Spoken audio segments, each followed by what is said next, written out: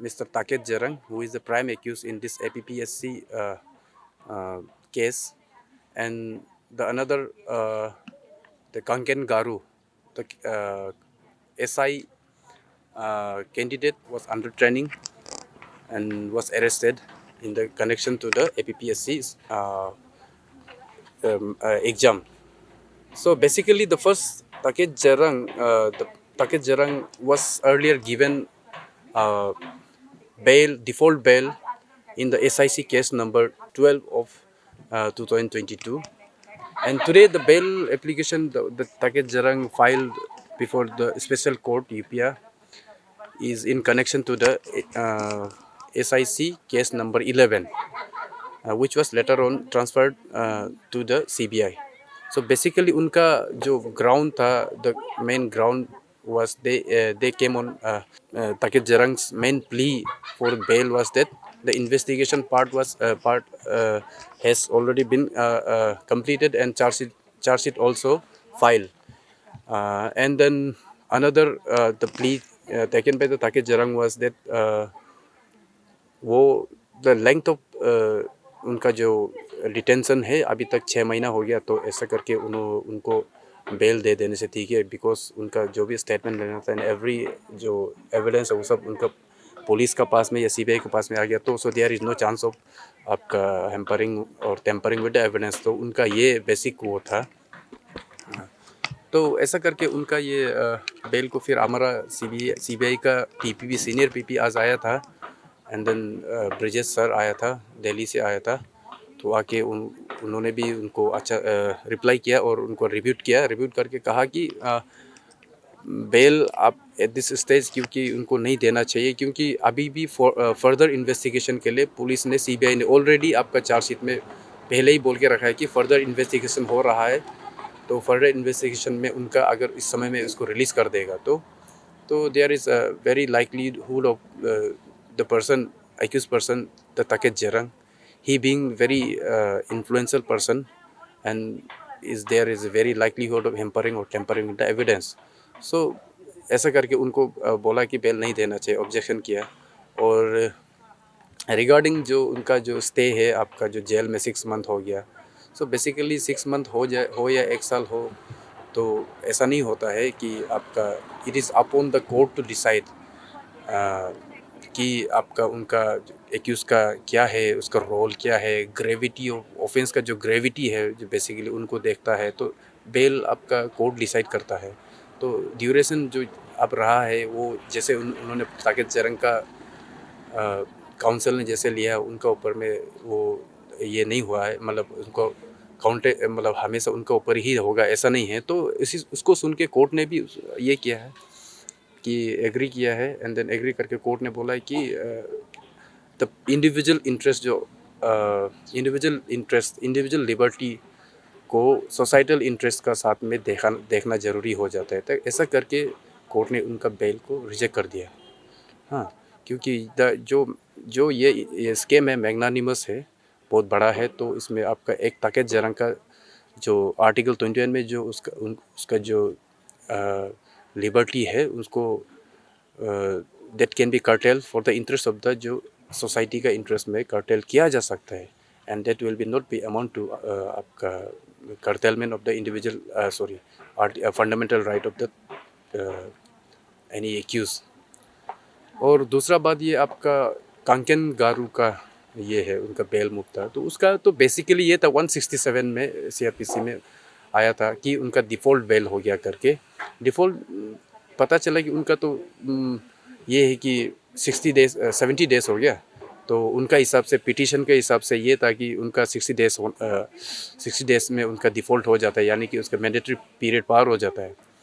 तो बाद में हम लोगों ने जब कोर्ट में जब देखा तो डिटेल में देखा तो ये हुआ कि उनका 90 डेज तो हुआ ही नहीं, तो वेरेज उनका तो होता है मैंडेटरी पीरियड 90 डेज़, क्योंकि 409 आईपीसी का तो 90 डेज़ होता है, तो इसीलिए वो उनका बेल को भी उनका जो सबमिशन उसको भी रिजेक्ट कर दिया, उनका बेल को रिजेक्ट कर दिया स्पेशल जज ने। तो उनका डिफ़ॉल्ट अभी तक नहीं हुआ है, अनदर 20 डेज़ उनका बचा है करके।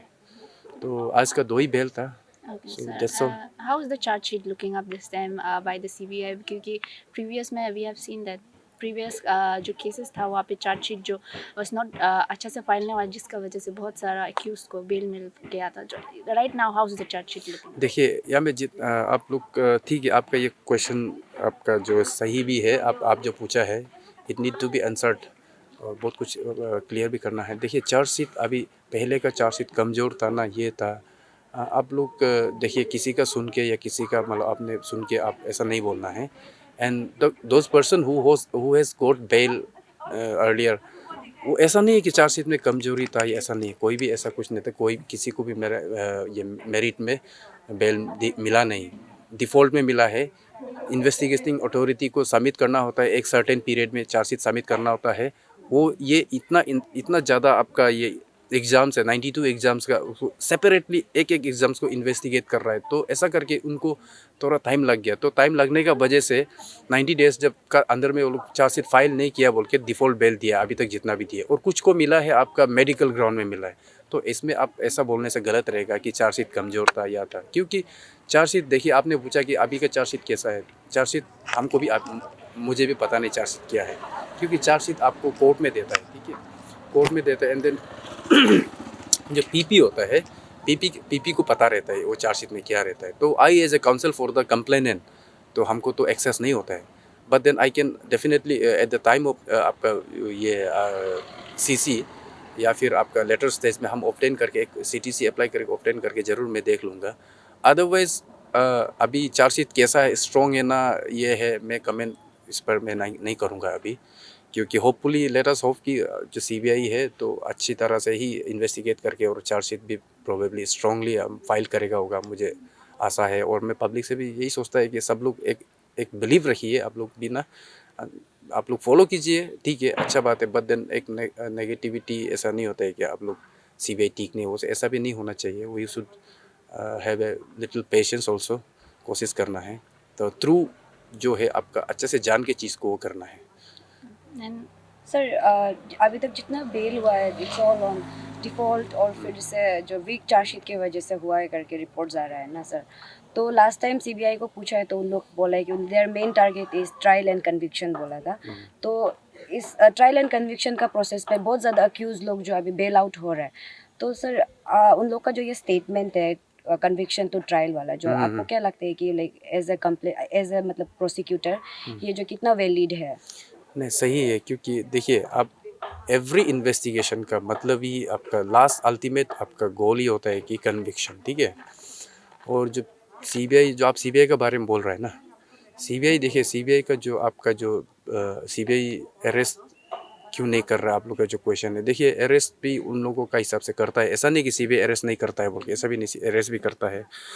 और कन्विक्शन अभी जो भी आपका जो भी बेल मिला है, जो भी चला गया, वो ऐसा नहीं कि आपको अभी मैं रिपीट कर रहा हूँ कि चार्जशीट में कमजोरी था, ऐसा नहीं है, वीक चार्जशीट था, ऐसा नहीं है।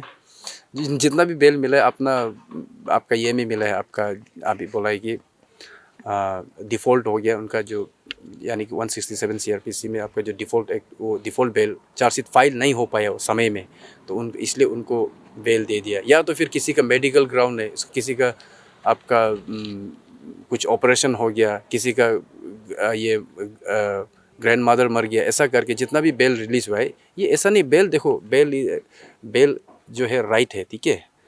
आप बेल अनटिल आप वो है, आपको बेल का पर्पस अलग ही आपका अभी जो जा रहा है, आप वीक चार्ज से ऐसे कनेक्टेड नहीं, मेरिट ऑफ द केस से रिलेटेड नहीं होता है।